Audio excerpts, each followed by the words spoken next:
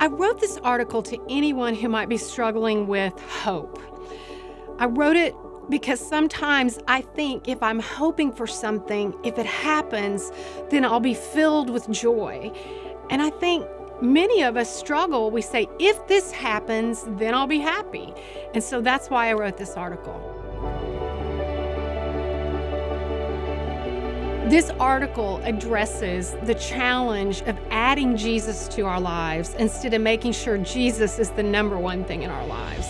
Many times there's something that is happening in our lives, some person we're struggling with, some circumstance we're struggling with, and we think once that issue is resolved, then our lives will be filled with hope. And actually, over and over in Scripture, Jesus says He's enough. He is our hope.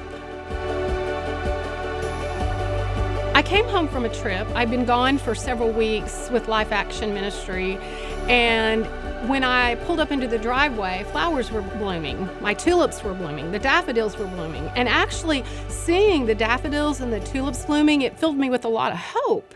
And I thought, wait a minute, in 2020, those same tulips bloomed, those same daffodils bloomed. Why am I more hopeful this year than last year? And I realized last year in 2020, we were struggling with the pandemic.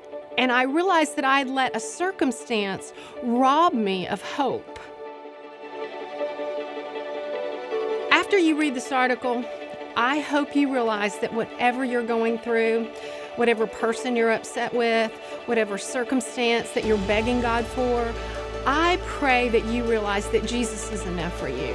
I pray that after you read it, that you will just take a minute and you will say, you know what, Jesus, no matter how that situation resolves, no matter what that person does, I'm going to choose to stand on the fact that you're enough for me. That in every situation, you are my true hope. Not an answer to a certain prayer, but just you, Jesus, and what you did on the cross for me.